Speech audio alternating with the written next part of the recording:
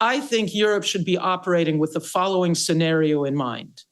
You have, for all intents and purposes, two authoritarian powers flanking Western Europe.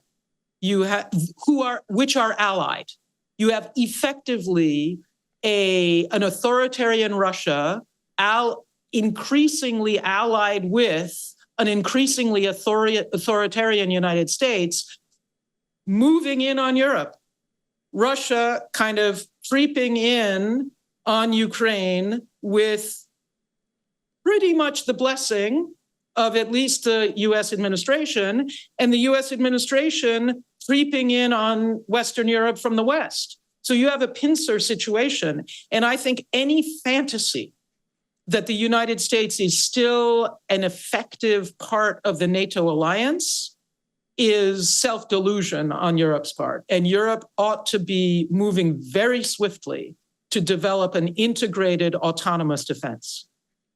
In terms of security guarantees for Ukraine, what would constitute credible and durable assurance from the West, and how could those guarantees be structured to survive political cycles in the US? They need to be structured without the United States. Don't count on the United States to provide security guarantees for Ukraine. It's not going to happen. How could you indicate current Trump's position towards Iran? What scenarios are the most plausible, in your opinion?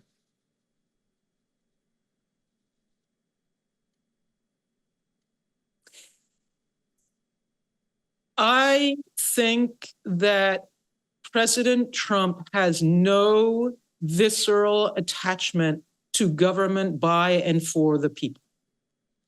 So any pretense that he might get engaged with Iran on behalf of the Iranian people, any pretense that he actually cares that there is a crackdown on public demonstrators is, again, a kind of fantasy. I mean, he is cracking down on public demonstrators in the city of Minneapolis as we speak.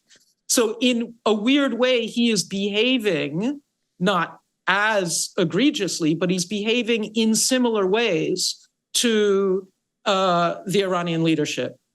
I think the current demonstrations in Iran are being used as a pretext by Trump for something else that he might want out of Iran. And that could have anything to do with, that could have to do with anything from the nuclear program to an interaction with Israel. I think a very important element of all of this to understand, two really important elements. Number one is kleptocracy.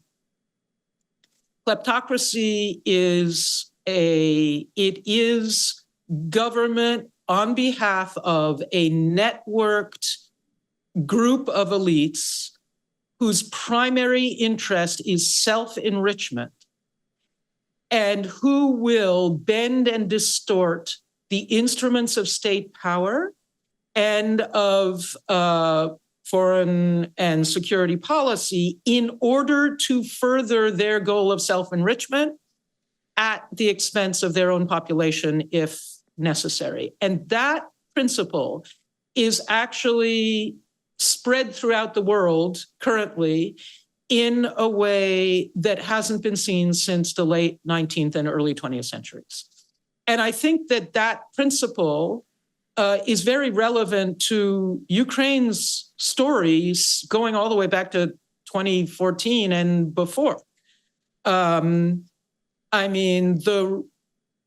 revolution that overthrew Yanukovych, I think, again, you know better than I do, but in my view, it wasn't only about whether Ukraine wants to gravitate more toward the West rather than toward Moscow, but also was a revolution against the extractive, kleptocratic nature of the Yanukovych government.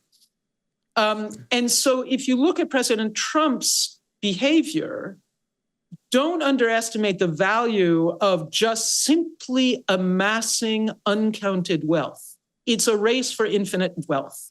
And so Iran may be part of that. I think Venezuela is part of that. I think Greenland is part of that. Rare earth, he doesn't give a damn about American national security. I mean, security against whom? It's also about infinite wealth. It's about also, I think, possession. So let me just come back again to the Greenland story. And there was an interview, a long interview between President Trump and 3 reporters from the New York Times, and snippets of it have been made public. And there was a very interesting exchange around Greenland, where the reporter asked about whether it was so important to actually own Greenland. And President Trump said, yes, ownership is very important. And the reporter said, wait, important for whom? For you? And he said, yes, psychologically important to me. Mm-hmm. So let's not underestimate, let's not fall into the trap, again, as I suggested before, of reading Trump like an ordinary president who has public-spirited ideas of security and foreign policy and strategy, and think of him more as a very intuitive operator who is motivated by an insatiable appetite for ownership and infinite wealth. Those are principles that unfortunately are guiding US policy at the moment. Recent geopolitical events have revealed that Russian allies around the world can't count on Putin in the most difficult moment. Assad, Maduro, and now Khamenei. How this affects trust, relations, and potential cooperation and inside the so-called axis of evil?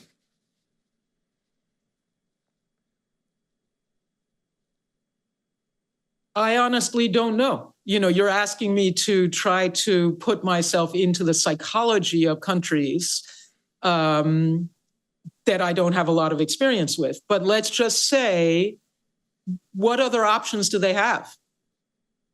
You know, I mean, Maduro, nobody else was, you know, so what they need to do is, like everyone else, don't really trust you. I mean, this is what's so interesting. We're moving from a trust-based international order into an international order that's quite chaotic. And so I just think anyone who puts their trust in an individual like Putin or like Trump needs their head examining, you know? And I'm not really sure that, again, I want to say that if these leaders of these countries actually trusted Putin, then, you know, then they're reaping what they sowed. Yeah. I'd like to bring just one other issue into this, because I suspect that your questions may not touch on it. There are significant implications to a world governed by these types of practices beyond our species. Now, I know we humans are very self-involved and we really think we're the only species that matters on the planet. But these practices and policies are having devastating impacts on the biosphere of which we're just only a part.